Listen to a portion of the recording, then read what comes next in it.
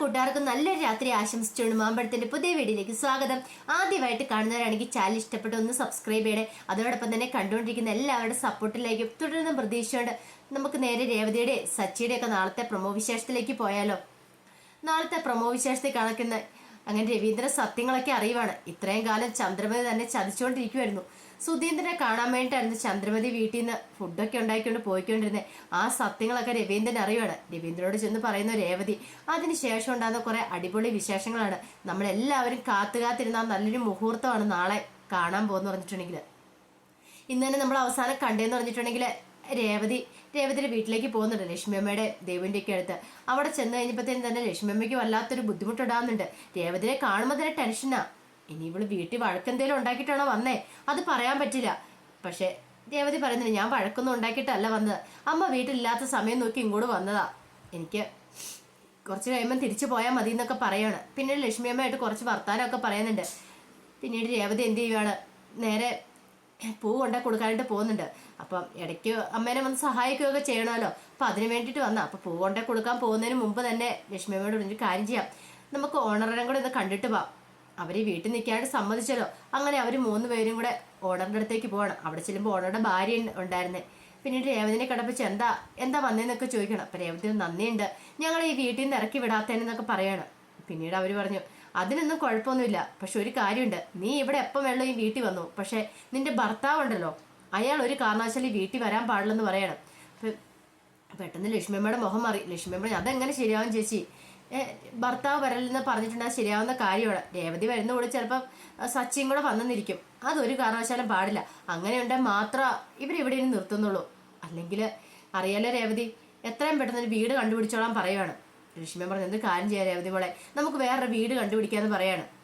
ഇത് കേട്ട് കഴിഞ്ഞപ്പോൾ തന്നെ രേവതി പറഞ്ഞു, അതൊന്നും എൻ്റെ അത് ആവശ്യമില്ല ചേച്ചി, ഇനി ഒരു കാരണവശാലും എൻ്റെ ഭർത്താവ് ഇങ്ങോട്ട് വരത്തില്ല, ഭർത്താവിൻ്റെ ഒരു ശല്യം ഉണ്ടാകത്തില്ല, ചേച്ചി ധൈര്യമായിട്ടിരുന്നു, ഞാൻ മാത്രം ഇങ്ങോട്ട് വരുവുള്ളൂ എന്ന് പറയാണ്. ഇത് കേട്ട് കഴിഞ്ഞപ്പോൾ പറഞ്ഞു, അങ്ങനെയാണെങ്കിൽ കുഴപ്പമില്ല, ഇവരെ നിങ്ങളുടെ അമ്മേനെയും അനിയത്തിനെയും ഒക്കെ ഇവിടെ നിർത്തിക്കോളാന്ന് പറയണം, നിർത്തുന്നതിന് ഒരു കുഴപ്പമില്ല എന്ന് പറയണം. പിന്നീട് പോകുമ്പോൾ ലക്ഷ്മിയമ്മ ചോദിക്കുന്നുണ്ട്, എന്ത് പരിപാടിയാണ് മോളെ നീ കാണിച്ചേ, നിനക്ക് ഇതിൻ്റെ വല്ല ആവശ്യം ഉണ്ടായിരുന്നോ, അവന് ഇവിടെ വരുന്നോണ്ട് എന്താ കുഴപ്പമിരിക്കുന്നത്, അങ്ങനെ ഈ വീട്ടിലേക്ക് വരില്ലെന്ന് നമുക്ക് പറയാൻ പറ്റുമോ, ഒരു കാര്യം ചെയ്യാം, നമുക്ക് വേറെ വീട് മാറിയേക്കാം. അമ്മ അതൊക്കെ നടക്കുന്ന കാര്യമാണമ്മേ, ഇത്രയും പെട്ടെന്ന് ഇത്രയും വലിയ എമൗണ്ട് ഉണ്ടാക്കി എങ്ങോട്ട് മാറാനാ, മാറിയാൽ തന്നെ എത്രയോ വാടക കൊടുക്കണം 1 മാസം, ഇവിടെയാണെങ്കിൽ ആ ഒരു പ്രശ്നമേ ഇല്ല. അമ്മ എന്തറിഞ്ഞിട്ടാ, ഇപ്പം ഞാൻ എന്തായാലും പറഞ്ഞ് സമ്മതിപ്പിച്ചോളാം അങ്ങനെ ഇങ്ങോട്ട് വരാതിരിക്കാൻ വേണ്ടിയിട്ട്, അമ്മ അതൊന്നും ഓർത്ത് ടെൻഷൻ അടിക്കണ്ടെന്ന് പറയണം. പക്ഷെ ലക്ഷ്മിക്ക് ഭയങ്കര സങ്കടമായിപ്പോയി. എന്ത് പറഞ്ഞാൽ ഇനിയിപ്പോൾ സച്ചിയോട് ഇനിയിപ്പം പറഞ്ഞിട്ടെന്ന് പറയാൻ പറ്റില്ലല്ലോ.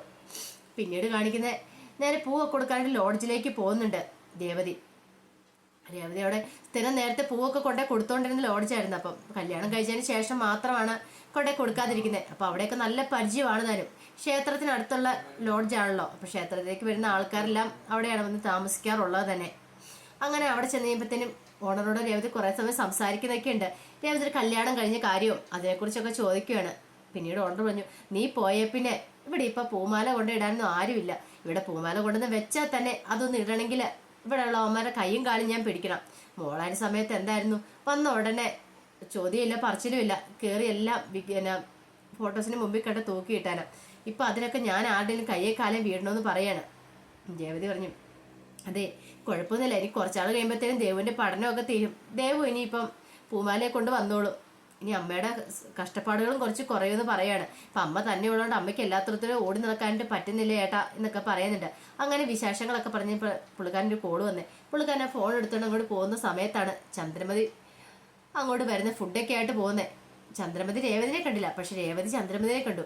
പെട്ടെന്ന് രേവതി ഓർത്ത്, ഇതെന്താ ഇങ്ങോട്ട് അമ്മ വരുന്നേ, അമ്മയ്ക്ക് ഇനിയിപ്പം വഴി മറന്ന് പോയതാണ്, അങ്ങനെ വരാൻ വഴിയില്ല, ഇനിയിപ്പം അമ്മയുടെ ആലിലൂടെ ഉണ്ടോ, അതിന് ആരെയെല്ലാം കാണാൻ വന്നാണോ, അങ്ങനെയുള്ള ചിന്തയൊക്കെ രേവതിയുടെ ഉള്ളിലുണ്ടാകുന്നുണ്ട്. അല്ലെങ്കിൽ പിന്നെ അമ്മ ഇങ്ങോട്ട് വരേണ്ട ആവശ്യമില്ലോ, എന്തോ ആവശ്യമുണ്ട്, അതാണ് അമ്മ വന്നേക്കുന്നത്, എന്താണെന്നും പോയി നോക്കാം എന്നോർത്ത് രേവതി അങ്ങോട്ട് ചെല്ലുവാണ്. രേവതി ചന്ദ്രമതി പോയ മുറിയുടെ പുറത്ത് ചെന്ന് കഴിയുമ്പോഴത്തേനും കാണുന്ന കാഴ്ച ചന്ദ്രമതിയോടൊപ്പം തന്നെ സുധി നിൽക്കുന്നതാണ്. സുധിയെ കണ്ടപടി രേവതി ഒന്ന് ഞെട്ടി. രേവതിക്ക് സഹിക്കാൻ പറ്റുന്ന കാര്യമല്ലായിരുന്നത്, തന്നെ പറ്റിച്ചിട്ട് കല്യാണ മണ്ഡപത്തിൽ നിന്ന് കടന്നു കളഞ്ഞവനവന്, നിസ്സാരക്കാരനല്ല. അന്നെങ്കിൽ കല്യാണം ഉറപ്പിക്കുന്നതിന് മുമ്പ് തന്നെ പറയായിരുന്നു, എനിക്ക് ഇഷ്ടമില്ല, എനിക്ക് വേറെ അഫെയർ ഉണ്ടെന്നുള്ളത്. പക്ഷെ അതൊക്കെ മറച്ചു വെച്ചിട്ട് പെണ്ണുകാണി ചടങ്ങ് നടത്തി കല്യാണ മണ്ഡപത്തിൽ വെച്ച് തന്നെ അപമാനിച്ച അവനെ കണ്ടു കഴിഞ്ഞപ്പോൾ രേവതിക്ക് ആകെപ്പാടെ പെരുത്ത് കയറി. ഇനി അങ്ങനെ വെറുതെ വിട്ടുകൂടാ, ഇപ്പൊ കൈ കിട്ടുകയാണെങ്കിൽ ഇവനെ ഞെരിച്ച് കൊന്നേനെന്നൊക്കെ രേവതി മനസ്സിൽ പറയാണ്. പക്ഷെ എന്ത് ചെയ്യാൻ പറ്റും, അങ്ങനെ ഒരു സിറ്റുവേഷൻ ആയിപ്പോയി. രേവതി അവിടെ കുറേ സമയം കൂടെ നിന്നു. ഈ സമയത്ത് ചന്ദ്രമതി സുധിയോട് ഭയങ്കര സ്നേഹത്തോടു കൂടിയാണ് സംസാരിക്കുന്നത്. അത് കേട്ട് കഴിഞ്ഞപ്പോൾ തന്നെ രേവതിക്ക് ഒരു കാര്യം ഉറപ്പായി, സച്ചി എന്തുകൊണ്ട് അമ്മേനെ വെറുക്കുന്നതെന്ന്. ചന്ദ്രമതിക്ക് എത്രമാത്രം ഇഷ്ടമാണ് സുധീനെ. സുധീനെ ഇഷ്ടമാണല്ലോ ഭാമയ്ക്കാന്നും പറഞ്ഞ് പൊതിച്ചോറും കെട്ടിക്കൊണ്ട് ഇങ്ങോട്ട് വരുന്നേ. പക്ഷെ സച്ചിക്ക് ഒരു നേരത്തെ ആഹാരം പോലും വൃത്തിക്കും എനിക്ക് എടുത്തു കൊടുക്കാറുമില്ല, മൈൻഡ് ചെയ്യാറുമില്ല. അതൊക്കെ രേവതിയുടെ ഉള്ളിൽ കൂടെ ഇങ്ങനെ കടന്നു പോവാണ്. ഇവർ എത്ര ക്രൂരയായ സ്ത്രീയാണെന്നുള്ള ചിന്ത രേവതിയുടെ ഉള്ളിൽ കൂടെ പോവാണ്. പിന്നീട് രേവതിക്ക് അവിടെ നിൽക്കാനേ തോന്നിയില്ല. അവിടെ നടന്ന കുറെ സംഭാഷണങ്ങളൊക്കെ രേവതി കേട്ടു. സുധീന്ദ്രനും ചന്ദ്രമതിയും തമ്മിൽ ഈ സംഭാഷണങ്ങൾ കുറെ കേട്ട് കഴിഞ്ഞപ്പോൾ തന്നെ രേവതിക്ക് വല്ലാത്ത ദേഷ്യവും വെറുപ്പായിപ്പോയി ചന്ദ്രമതിയോട്. അല്ലെ തന്നെ ചന്ദ്രമതിയുടെ ചില സ്വഭാവങ്ങൾ രേവതിക്ക് ഉണ്ടായിരുന്നില്ല.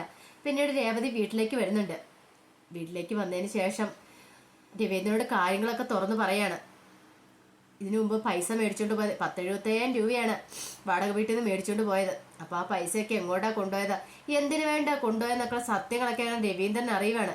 രവീന്ദ്രൻ മനസ്സിലായി, ഇത്രയും കാലം ചന്ദ്രമതി തന്നെ പറ്റിച്ചുകൊണ്ടിരിക്കുകയായിരുന്നു. മോന്റെ അടുത്തേക്ക് പോയിട്ട് തന്നോട് ഒരു വാക്ക് പോലും പറഞ്ഞില്ല. അറിഞ്ഞ് താൻ സമ്മതിക്കില്ലെന്ന് അവർക്കറിയാം, അതുകൊണ്ടാ പറയാതിരുന്നേ. ഇതങ്ങനെ വെറുതെ വിടാൻ ഉദ്ദേശിച്ചിട്ടില്ലായിരുന്നു. രവീന്ദ്രൻ എന്ത് ചെയ്യുകയാണ്, നേരെ ലോഡ്ജിലേക്ക് പോകാൻ തുടങ്ങുമ്പോഴത്തേനും രേവതി തടയുന്നുണ്ട്. പക്ഷെ രേവതി തടഞ്ഞിട്ടൊന്നും രവീന്ദ്രൻ നിന്നില്ല. രവീന്ദ്രൻ എത്രയും പെട്ടെന്ന് തന്റെ പൈസ കിട്ടണം. 50 ലക്ഷം രൂപയാ. അവൻ പോയ വഴി പോട്ടെ, പക്ഷെ തനിക്ക് തന്റെ പൈസ കിട്ടണം. 40 വർഷം കഷ്ടപ്പെട്ട പൈസയാ. രേവതിയോട് പറഞ്ഞു, ഞാൻ എന്റെ പൈസ എങ്ങനെ പോയി മേടിച്ചിട്ട് വരാൻ മോൾ ഇവിടെ ഇരിക്കാൻ പറയാണ്. പക്ഷെ രേവതിക്ക് അറിയാനും അങ്ങോട്ട് ചെന്നാൽ പൈസയൊന്നും കിട്ടാൻ പോകുന്നില്ല. കാരണം പൈസയായിട്ട് വേറെ പെണ്ണ് മുങ്ങി. അങ്ങനെ നേരെ രവീന്ദ്രൻ അങ്ങോട്ട് ചെല്ലുവാണ് സുധീരുടെ അടുത്തേക്ക് ചെന്ന് കഴിയുമ്പോൾ റൂം നമ്പർ ഒന്നും അറിയത്തില്ലായിരുന്നു. പിന്നീട് താഴെ ഓണറോട് ചോദിക്കുക, റൂം നമ്പറൊക്കെ ചോദിക്കുകയാണ്.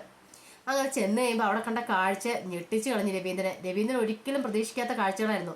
ചന്ദ്രമതിയോടൊപ്പം സുധീന്ദ്രൻ അവിടെ നിൽക്കുന്നത്. ചന്ദ്രമതി സുധീന്ദ്രൻ ചോറ് വാരി വിട്ടുന്ന രംഗം കണ്ടു കഴിഞ്ഞപ്പോഴത്തേനും രവീന്ദ്രന്റെ അടി തൊട്ട് മുടി വരെ അങ്ങോട്ട് പെരുത്ത് കയറി. രവീന്ദ്രൻ സഹിക്കാൻ പറ്റുന്ന കാഴ്ചയായിരുന്നില്ലത്. തന്നെ ചതിച്ചിട്ട് അവന് കൊണ്ട് ചോറ് വാരി വിട്ടുന്ന തള്ള ഇവിടെ ഇത്രയും കാലം തന്റെ കൂടെ നിന്ന് തന്നെ ചതിക്കുമായിരുന്നു. അത് ചിന്തിച്ചപ്പോൾ തന്നെ രവീന്ദ്രന് സഹിക്കാൻ പറ്റിയില്ല. രവീന്ദ്രൻ ഒന്നും മിണ്ടാതെ അങ്ങോട്ട് കയറിയിട്ട് ആ റൂമിന്റെ കഥ അങ്ങോട്ട് കുറ്റിയിട്ട് അങ്ങോട്ട് ചെല്ലുന്നുണ്ടപ്പോൾ തന്നെ ചന്ദ്രമതി സുധിയിൽ നിന്നും വിറച്ചു. ചന്ദ്രമതിക്ക് മനസ്സിലായി, കാരണം രവീന്ദ്രൻ അങ്ങനെ വലിയ ഒരു കാര്യത്തിലും അങ്ങനെ അത്ര അങ്ങ് ദേഷ്യപ്പെടാറില്ല. പക്ഷെ ദേഷ്യപ്പെട്ട് കഴിഞ്ഞിട്ടുണ്ടെങ്കിൽ ചന്ദ്രമതി നിന്ന് വിറയ്ക്കുള്ളൂ. അങ്ങനെ അങ്ങ് ചെന്ന് കഴിഞ്ഞപ്പോഴത്തേനും ചന്ദ്രമതി അത് രവിയേട്ടാന്ന് പറഞ്ഞ് ഓടി വന്നു. രവീന്ദ്രൻ പറഞ്ഞു, കൈ കൊണ്ട് കാണിച്ച് മാറി നിൽക്കാൻ പറയാണ്. പിന്നെ ഒറ്റ ഒരു അടിയായിരുന്നു കാരണം തീർത്ത് സുധി ഒരിക്കലും പ്രതീക്ഷിച്ച കാര്യമല്ലായിരുന്നത്.